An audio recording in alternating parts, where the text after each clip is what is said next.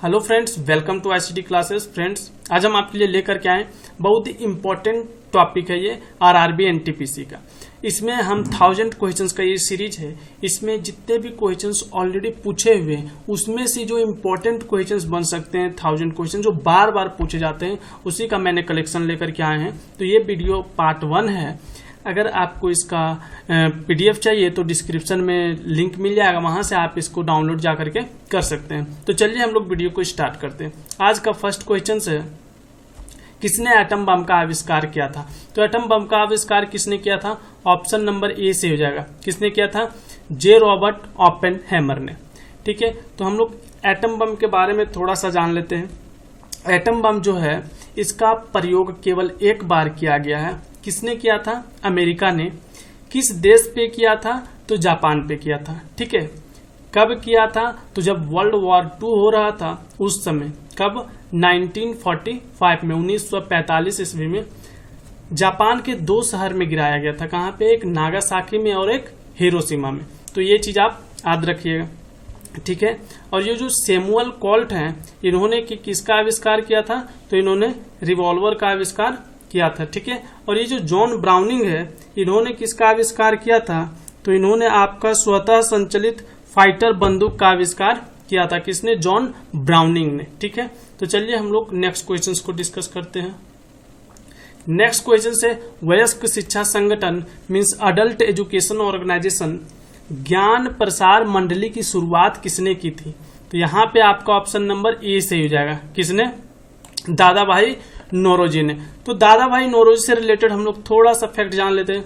दादा भाई नौरोजी जो थे उन्होंने कांग्रेस का जो कोलकाता में अधिवेशन हुआ था, जो कांग्रेस का अधिवेशन हुआ था कोलकाता में, उसको 1886 में और 1906 ईस्वी में उनका अध्यक्षता किए थे।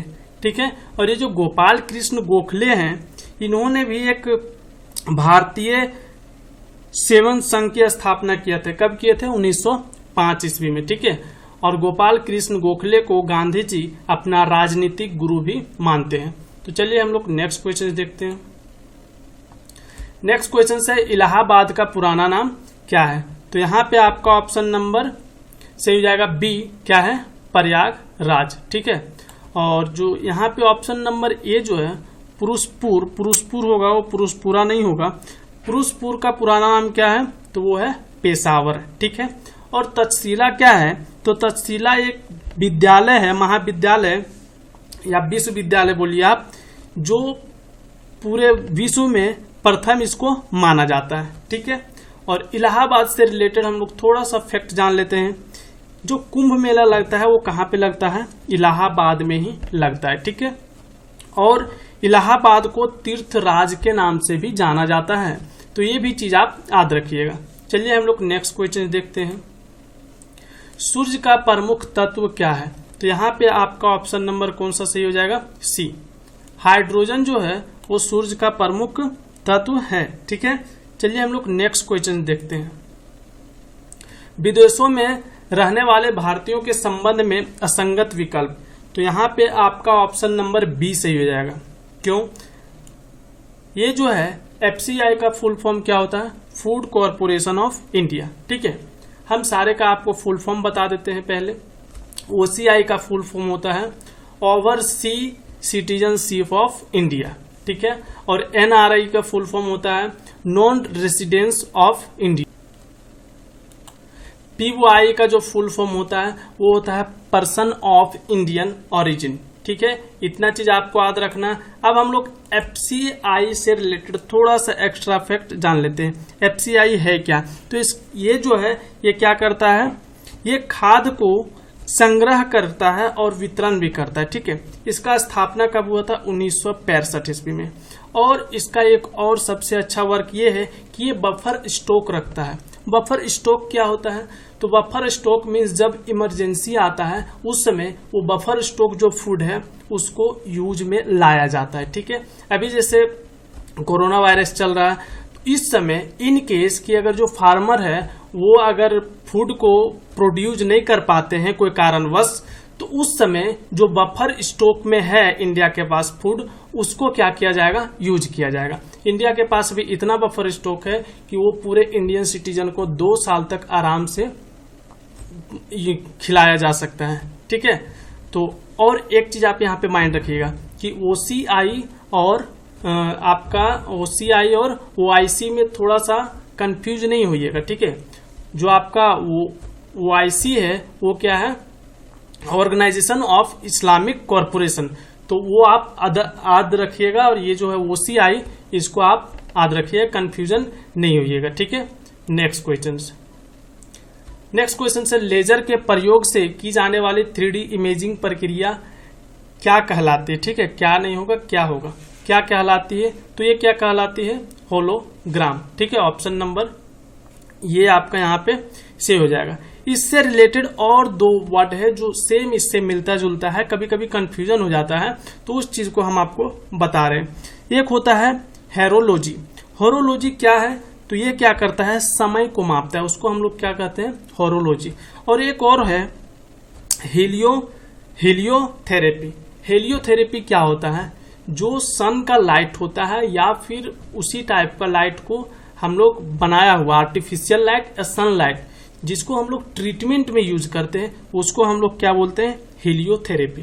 तो ये चीज आप माइंड में रखिएगा, कंफ्यूजन नहीं होइएगा। ठीक है, नेक्स्ट क्वेश्चन हम लोग देखते हैं।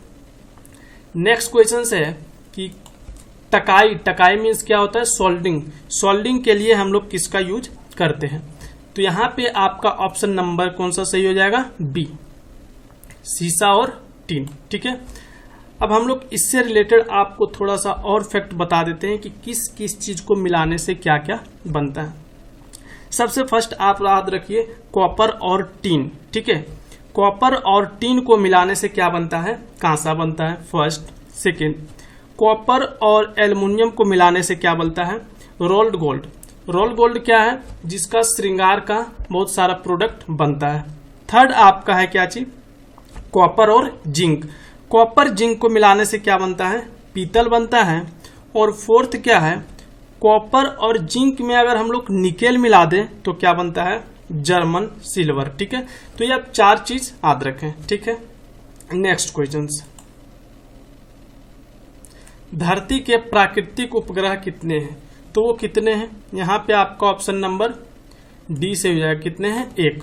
कौन सा है वो, चंद्रमा है। ठीक है, तो चंद्रमा जो है वो किसका परिक्रमा करता है, पृथ्वी का परिक्रमा करता है। ठीक है, और चंद्रमा जो है वो पृथ्वी से कितना किलोमीटर दूर है, ये भी कभी कभी क्वेश्चंस में पूछ लिया जाता है। तो 3.84 लाख किलोमीटर है पृथ्वी से।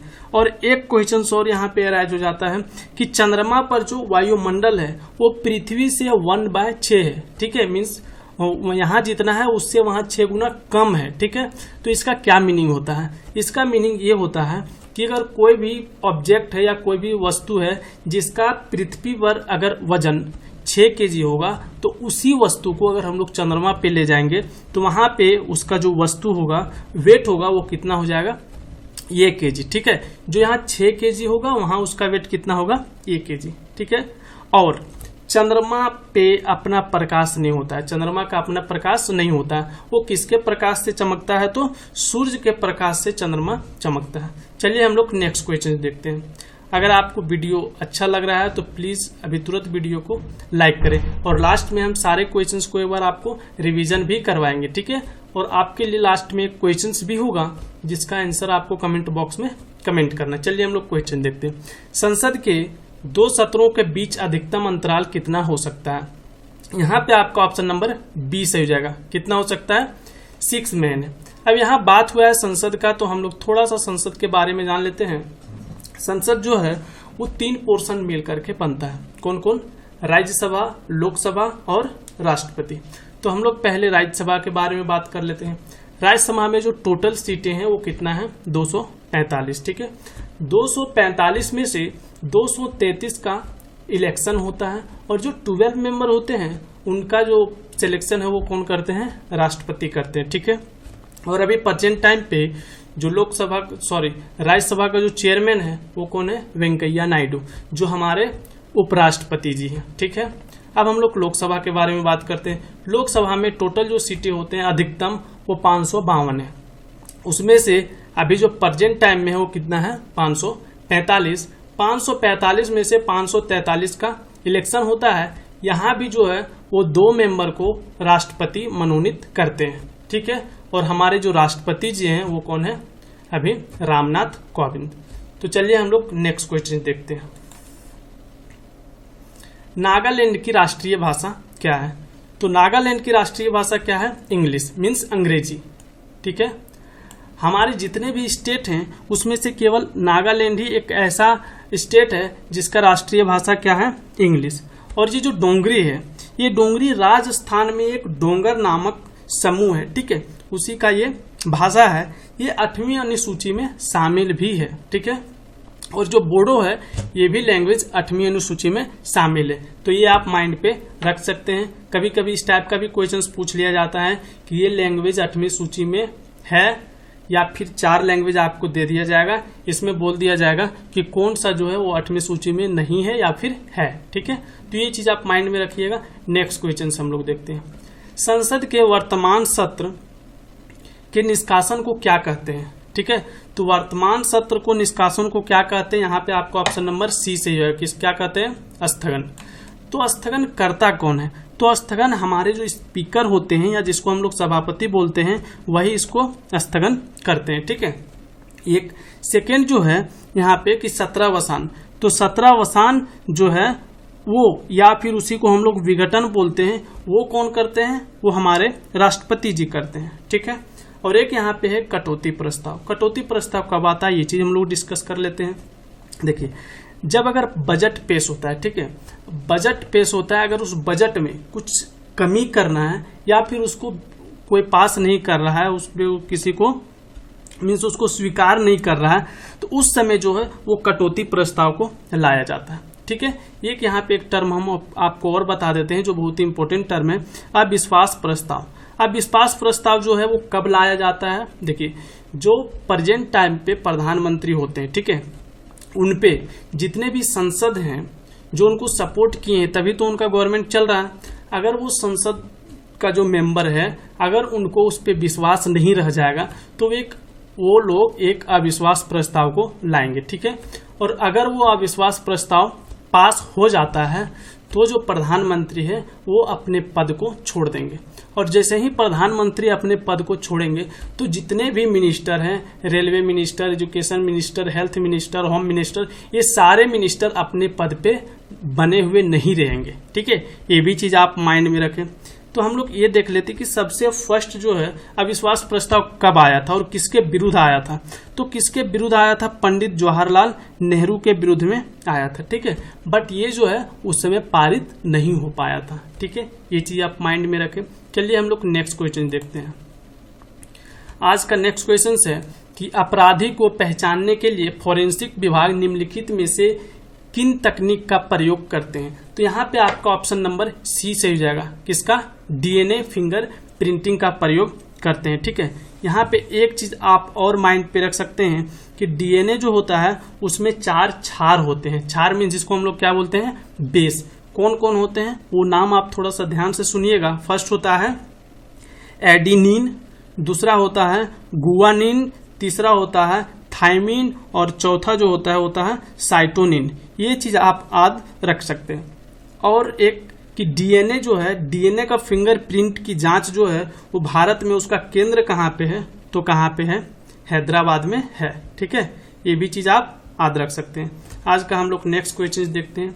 और आज का नेक्स्ट क्वेश्चन है आपके लिए, हमारे सौर मंडल का सबसे छोटा ग्रह कौन सा है? तो इसमें आपका ऑप्शन नंबर ए से हो जाएगा, ठीक है, बुध। ये देखिए, ये साइज में भी सबसे छोटा है और डिस्टेंस के मामले में भी ये कहाँ पे आता है? फर्स्ट नंबर पे आता है। हम लोग ग्रह को 2 तरीके से देखते हैं, एक साइज के अनुसार और एक उसका सूर्य से डिस्टेंस के अनुसार। तो सबसे फर्स्ट में कौन सा है? बुध, साइज में भी और डिस्टेंस में भी। और बृहस्पति जो है वो क्या है? वो सबसे बड़ा ग्रह है, ठीक है। तो उसका ये तो हो गया साइज पे, और डिस्टेंस कितने नंबर पे आता है डिस्टेंस के अकॉर्डिंग? तो 5th नंबर पे आता है। ये 2। एक आपको और याद रखना है हमारे प्यारे पृथ्वी के बारे में। पृथ्वी के बारे में क्या याद रखना है, तो पृथ्वी जो है, अर्थ जो है, वो डिस्टेंस के अकॉर्डिंग कितने नंबर पे आते हैं, तो 3 नंबर पे, और साइज के अकॉर्डिंग कितने नंबर पे आते हैं, तो 4 नंबर पे। ये चीज भी आपको याद रखना है। इस टाइप का भी क्वेश्चंस कभी कभी एग्जाम में पूछ लिया जाता है। चलिए हम लोग नेक्स्ट क्वेश्चन देखते हैं। नेक्स्ट क्वेश्चन है आपके लिए कि शिव का प्रख्यात मंदिर पशुपतिनाथ कहाँ स्थित है, तो ये कहाँ पे है, नेपाल में है। ऑप्शन नंबर सी से हो जाएगा। नेपाल में कहाँ पे है, तो नेपाल की राजधानी काठमांडू में ही ये मंदिर स्थित है। ठीक है, चलिए हम लोग नेक्स्ट क्वेश्चन देखते हैं। और आज का नेक्स्ट क्वेश्चन से, भारत में शिक्षा की प्रगति की समीक्षा हेतु विलियम हंटर समिति का गठन किस वर्ष किया गया था, तो यहाँ पे आपका ऑप्शन नंबर ये से हो जाएगा। किस वर्ष किया गया था, 1882 ईस्वी में किया गया था। इससे रिलेटेड हम लोग थोड़ा सा और फैक्ट जान लेते हैं कि हंटर आयोग का गठन किसने किया था, तो किसने किया था, लॉर्ड रिपन ने किया था। ठीक है, और एक क्वेश्चन जनरली पूछ लिया जाता है कि वो एक जो है, भारत में शिक्षा का मैग्ना कार्टा किसे कहा जाता है। मैग्ना कार्टा मीन्स उस गठन के आने के बाद शिक्षा में बहुत भारी परिवर्तन हुआ। ठीक है, तो वो जो है वो कौन है, वुड डिस्पैच। कब आया था, 1854 ईस्वी में आया था। और एक क्वेश्चन आपसे पूछा जाता है कि यूजीसी का स्थापना कब हुआ था, तो ये कब हुआ था, 1953 ईस्वी में। ठीक है, चलिए हम लोग नेक्स्ट क्वेश्चन देखते हैं। और आज का नेक्स्ट क्वेश्चन से, रियो पृथ्वी सम्मेलन जो है वो किस वर्ष आयोजित किया गया था, तो यहाँ पे आपका ऑप्शन नंबर डी सही जाएगा। ठीक है, किस वर्ष किया गया था, 1992 ईस्वी में। ठीक है, तो ये किया क्यों गया था, ये चीज भी हम लोग देख लेते हैं। एक्चुअल में जो जलवायु परिवर्तन हो रहा है, क्लाइमेट चेंज हो रहा है, उसी के बारे में अच्छे से चर्चा करने के लिए और उसको कंट्रोल करने के लिए एक रूपरेखा तैयार किया गया था। ठीक है, अब ये रियो जेनेरियो है कहाँ पे, तो ये कहाँ पे है, ब्राजील में है। ये चीज आप याद रख सकते हैं। ठीक है, नेक्स्ट क्वेश्चन हमारे लिए है कि इसरो का मुख्यालय कहाँ पे है, तो यहाँ पे आपका ऑप्शन नंबर कौन सा सही हो जाएगा, ऑप्शन नंबर बी सही हो जाएगा, बंगलुरु में। ठीक है, इसका स्थापना कब हुआ था, तो इसका स्थापना आपका हुआ था 1969 ईस्वी में, मीन्स 1969 ईस्वी में हुआ था। ठीक है, और इसका जो संस्थापक है वो कौन है, विक्रम साराभाई। तो ये चीज आप 3 चीज यहाँ से याद रख सकते हैं। चलिए हम लोग नेक्स्ट क्वेश्चन को डिस्कस करते हैं। निम्नलिखित में से दिल्ली सल्तनत का सही कर्म क्या है, तो यहाँ पे आपका ऑप्शन नंबर कौन सा सही हो जाएगा, ऑप्शन नंबर बी। ठीक है, गुलाम वंश, खिलजी, तुगलक और लोदी। इससे हम लोग थोड़ा सा देख लेते हैं कि कौन कौन सा वंश का किसने, इसका मीन से संस्थापक कौन है। ठीक है, तो सबसे पहले हम लोग गुलाम वंश का देखते हैं। गुलाम वंश का जो संस्थापक है वो कौन है, कुतुबुद्दीन ऐबक। कब किया था, 1206 ईस्वी में। नेक्स्ट हम लोग देखते हैं खिलजी वंश का। खिलजी वंश का कौन किया था, जलालुद्दीन खिलजी। कब किया था, 1290 ईस्वी में। थर्ड हम लोग देखते हैं गुलाम वंश का। गुलाम वंश का कौन किया था, गियासुद्दीन तुगलक। ठीक है, और कब किया गया था, 1320 ईस्वी में। चौथा हम लोग देखते हैं सैयद वंश। सैयद वंश कब हुआ था, किसने किया था, खिज्र खान। कब किया था, 1414 ईस्वी में। और लास्ट है लोदी वंश, किसने किया था, बहलोल लोदी ने। कब किया था, 1551 ईस्वी में। तो ये सब चीजें आप याद रखिए, क्योंकि ये सब चीजें जनरली पूछा जाता है क्वेश्चंस में। चलिए हम लोग नेक्स्ट क्वेश्चन देखते हैं। नेक्स्ट क्वेश्चन से, निम्नलिखित में से कौन सी नदी सर्वाधिक देशों में से होकर गुजरती है, तो यहाँ पे आपका ऑप्शन नंबर कौन सा सही हो जाएगा, ए, डेन्यूब नदी। ठीक है, इससे रिलेटेड हम लोग थोड़ा सा एक्स्ट्रा फैक्ट जान लेते हैं कि ये जो नदी है ये कहाँ से बहती है, तो कहाँ से ये बहती है, ये यूरोप में है। ठीक है, यूरोप में ये है, यूरोप का ये प्रमुख नदी है। ठीक है, इसके नदी के किनारे कौन कौन सा शहर है ये हम लोग देख लेते हैं। बेलग्रेड, बुडापेस्ट और वियना, ये 3 शहर है इसी नदी के किनारे में है। अब यहाँ पे शहर और नदी के बात आ रहा है, तो हम लोग 3-4 जो मोस्ट इंपोर्टेंट है उसके बारे में जान लेते हैं। वॉशिंगटन किस नदी के किनारे है, तो पोटोमेक नदी के किनारे है। ठीक है, न्यूयॉर्क किस नदी के किनारे है, तो हडसन नदी के। लंदन टेम्सा नदी के किनारे, और पेरिस सीन नदी के किनारे। तो ये 4 क्वेश्चन जनरली पूछा जाता है, इसको भी आप याद रखें। फ्रेंड्स इसमें हम लोग एक्स्ट्रा फैक्ट भी डिस्कस कर रहे हैं, इसीलिए वीडियो लंबा हो रहा है, तो आप देखते रहें। यहाँ पे आप ये नहीं समझे कि 25 ही क्वेश्चंस हो रहा है। यहाँ पे अगर हम हर एक क्वेश्चंस में 3 या 4 फैक्ट बताते हैं तो उसके अकॉर्डिंग आपको अप्रोक्स 100 क्वेश्चंस का प्रिपरेशन हो रहा है। ठीक है, चलिए हम लोग नेक्स्ट क्वेश्चंस को देखते हैं। नेक्स्ट क्वेश्चन से भारत ने सर्वप्रथम किस उपग्रह का प्रक्षेपण किया था? तो यहाँ पे आपका कौन सा ऑप्शन सही हो जाएगा? यहाँ पे आपका ऑप्शन नंबर सी से हो जाएगा, आर्यभट्ट। ठीक है, नेक्स्ट क्वेश्चन देखते हैं हम लोग। और आज का नेक्स्ट क्वेश्चन से 1907 मीन्स 1907 ईस्वी में भारतीय स्वतंत्रता लीग कहाँ विकसित हुआ था? तो ये कहाँ पे हुआ था? यहाँ पे आपका ऑप्शन नंबर कौन सा सही हो जाएगा? कैलिफोर्निया में। ठीक है, ऑप्शन नंबर सी सही हो जाएगा। ठीक है, नेक्स्ट क्वेश्चन देखते हैं हम लोग। मक्का मस्जिद हैदराबाद में किसके द्वारा संपूर्ण किया गया था या उसको पूरा किया गया था? तो किसके द्वारा किया गया था? डी, औरंगजेब के द्वारा किया गया था। ठीक है, ऑप्शन नंबर डी से हो जाएगा। नेक्स्ट क्वेश्चन, IIS किसका संक्षिप्त रूप है? तो ये किसका संक्षिप्त रूप था? इस टाइप का भी क्वेश्चन जनरली पूछ लिया जाता है, ये चीज आप माइंड में रखिए। इसका संक्षिप्त रूप क्या है? International space station. ठीक है, इस चीज को आप माइंड में रखें। इसका स्थापना कब हुआ था? तो इसका स्थापना हुआ था 1998 में। ठीक है, नेक्स्ट क्वेश्चन, पेरिस्कोप में निम्न में से किसका प्रयोग किया जाता है? तो यहाँ पे आपका ऑप्शन नंबर ए से हो जाएगा, साधारण शीशा मीन्स सिंपल शीशा। और आज का लास्ट क्वेश्चन, किस भारतीय स्वतंत्रता सेनानी ने 1907 ईस्वी में जर्मनी के स्टागट में सप्तऋषि नामक झंडा फहराया था? तो यहाँ पे आपका ऑप्शन नंबर कौन सा सही हो जाएगा? मैडम कामा ने। ठीक है, यही वो हैं व्यक्ति हैं जिन्होंने फर्स्ट बार देश या विदेश में स्वतंत्रता झंडा फहराई थी। ठीक है, और 26 जनवरी 1930 ईस्वी को फर्स्ट बार जो है स्वतंत्रता झंडा फहराया गया था पंडित जवाहरलाल नेहरू के द्वारा। ठीक है, उसके बाद से हमेशा 30 जनवरी को ये झंडा फहराया जाने लगा। और 26 जनवरी 1950 को हम लोग का संविधान पूरा इसलिए लागू हुआ, उस दिन संपूर्ण संविधान इसलिए लागू किया गया क्योंकि उस दिन ये जो डेट था वो पहले से ही बहुत इम्पोर्टेंट था, क्योंकि संविधान तो हम लोग का पहले बन चुका था, लेकिन हम लोग वेट किए 26 जनवरी का, उसके बाद हम लोग पूर्ण संविधान को लागू किए। चलिए हम लोग फटाफट से 2 मिनट में सारे क्वेश्चंस को रिवीजन कर लेते हैं। आज का फर्स्ट क्वेश्चन से, किसने एटम बम का आविष्कार किया था? तो यहाँ पे आपका ऑप्शन नंबर ये सही हो जाएगा, जे रॉबर्ट ओपनहेमर ने। और यहाँ पे वैश्विक शिक्षा संगठन अडल्ट एजुकेशन ऑर्गेनाइजेशन ज्ञान प्रसारण मंडली की शुरुआत किसने की थी? तो दादा भाई नेहरू जी ने। ठीक है, नेक्स्ट है, इलाहाबाद का पुराना नाम क्या है? तो क्या है? प्रयाग। और सूर्य का प्रमुख तत्व क्या है? तो कौन सा है? हाइड्रोजन।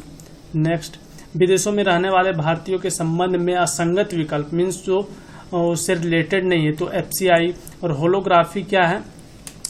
मीन्स यहाँ पे लेजर के प्रयोग में की जाने वाली 3D इमेजिंग को क्या कहते हैं? तो क्या कहते हैं? होलोग्राफी। ठीक है, नेक्स्ट है, टकाई नहीं टकाई या सोल्डिंग के लिए किसका मिश्रण का प्रयोग किया जाता है? तो शीशा और टिन का। और धरती के प्राकृतिक उपग्रह कौन सा है? तो एक ही है, कौन सा? चंद्रमा। ठीक है, संसद के 2 सत्रों के बीच का अधिकतम अंतराल कितना रहता है? 6 मंथ का। और नागालैंड का राष्ट्रीय भाषा क्या है? अंग्रेजी या इंग्लिश। संसद के वर्तमान सत्र के निष्कासन को क्या कहते हैं? तो स्थगन कहते हैं। और अपराधी को पहचानने के लिए फोरेंसिक विभाग निम्नलिखित में से किस तकनीक का प्रयोग करते हैं? तो DNA फिंगर प्रिंटिंग का। ठीक है, हमारे सौर मंडल का सबसे छोटा ग्रह कौन सा है? तो कौन सा है? बुध है। और शिव का प्रख्यात मंदिर पशुपतिनाथ कहाँ पे स्थित है? नेपाल में कहाँ पे है? काठमांडू में। काठमांडू क्या है? नेपाल का राजधानी। भारत में शिक्षा की प्रगति की समीक्षा है तो विलियम हंटर समिति का गठन कब किया गया था? 1882 ईस्वी में। ठीक है, नेक्स्ट क्वेश्चन से, रियो पृथ्वी शिखर सम्मेलन किस वर्ष आयोजित किया गया था? यहाँ पे आंसर छूट गया था, किस वर्ष किया गया था? 1992 में। ये चीज आप याद रख सकते हैं। नेक्स्ट क्वेश्चन से आपका कि इसरो का मुख्यालय कहाँ पे है? तो इसरो का मुख्यालय कहाँ पे है? बेंगलुरु में है। और निम्नलिखित में से कौन सा दिल्ली सल्तनत का सही कर्म है? तो गुलाम, खिलजी, तुगलक और यहाँ पे सैयद और लोधी। ठीक है, नेक्स्ट, निम्नलिखित में से कौन सी नदी सर्वाधिक देशों से होकर गुजरती है? डेनब्यू। डेनब्यू यहाँ पे है? यूरोप में है। और भारत में सर्वप्रथम किस उपग्रह का प्रक्षेपण किया गया था, तो आर्यभट्ट का। ठीक है। 1907 में भारतीय स्वतंत्रता लीग कहाँ विकसित की गई थी, तो कैलिफोर्निया में। और मक्का मस्जिद हैदराबाद में किसके द्वारा संपूर्ण किया गया था, तो औरंगजेब के द्वारा संपूर्ण किया गया था। और ISS किसका संक्षिप्त रूप है, तो इंटरनेशनल स्पेस स्टेशन का। ठीक है। और पेरिस्कोप में निम्नलिखित में से किसका प्रयोग किया जाता है, तो साधारण शीशा का प्रयोग किया जाता है। ठीक है। और आज का लास्ट क्वेश्चन ये है, फिर आप किस भारतीय स्वतंत्रता सेनानी ने 1907 में जर्मनी के स्टार्टक में सप्तऋषि नामक झंडा फहराया था, तो किसने फहराया था, मैडम कामा ने। मैंने सारे क्वेश्चंस आपको डिटेल्स में विथ फैक्ट पढ़ा दिया और मैंने सारे क्वेश्चंस का रिवीजन भी करवा दिया। और आज के लिए आपका ये क्वेश्चन है, आपके लिए ये क्वेश्चन है, इसका आंसर को आपको कमेंट बॉक्स में कमेंट करना है। ठीक है। यहाँ पे ये 4 ऑप्शन दिया हुआ है। ठीक है। और ये वीडियो आपको कैसा लगा प्लीज कमेंट करके बताएं। अगर अच्छा लगा तो वीडियो को लाइक करें, शेयर करें। और अगर आप मेरे चैनल पे न्यू हैं तो प्लीज चैनल को सब्सक्राइब करके बेल आइकन को जरूर प्रेस कर दें, ताकि नेक्स्ट मेरे आने वाला वीडियो आप देख सकें सबसे पहले। ठीक है। और हमेशा इसी तरह हंसते रहिए, मुस्कुराते रहिए, because everything is possible if you want. अगर आप चाहते हैं तो सब कुछ पॉसिबल है। Thank you for watching this video. Take care and bye bye.